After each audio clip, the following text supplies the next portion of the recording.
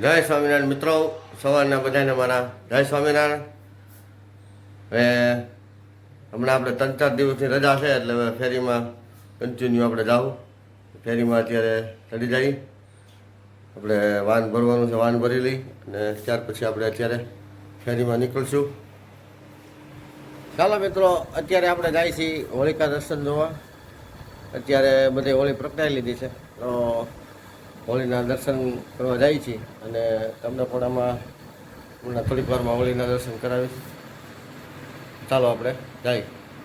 જો મિત્રો, હોળીના દર્શન કરવા જઈએ ને તો આપણે ખજૂર, ધાણી, દાળિયા, શ્રીફળ જે કાંઈ લઈ જવું પડે. આપણે અત્યારે ખજૂર ને ધાણી લઈ જઈએ છીએ અને આપણે જઈએ છીએ અત્યારે હોળીના દર્શન કરવા.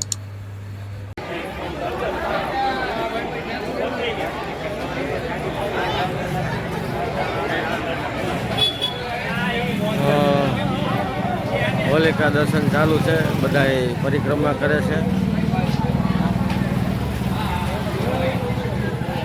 બધા શ્રદ્ધા ભાવનાથી દર્શન કરે છે, પરિક્રમા કરે છે. ખજૂર, ડાળિયા, શ્રીફળ આ બધું હોળીની અંદર હોમે છે અને બધા લોકો દર્શન કરે છે.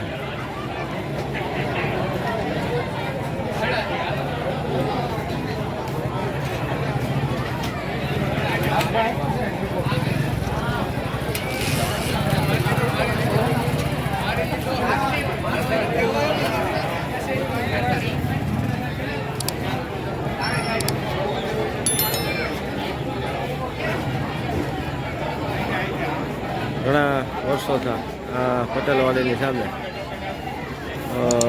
હોળી પ્રગટાવે છે.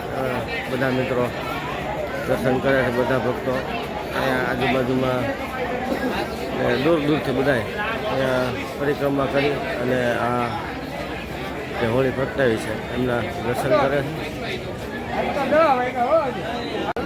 હા, ઉતર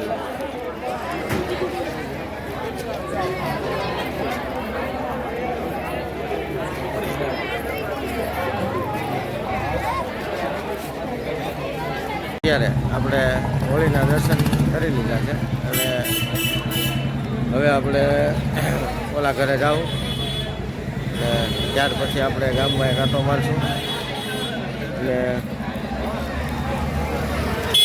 ત્યાર પછી આપણે ઘરે જાવું. તો આવું સરસ મજાનું અમારા બગસરાની અંદર ઘણી જગ્યા ઉપર હોળી પ્રગટાવે છે અને બધા દર્શન કરે છે. વર્ષો જૂની પરંપરા છે એ બધા નિભાવતા આવે છે અને સરસ મજાનું આવું આપણા હિન્દુઓનો તહેવાર ઉજવાય છે હોળિકા દહન.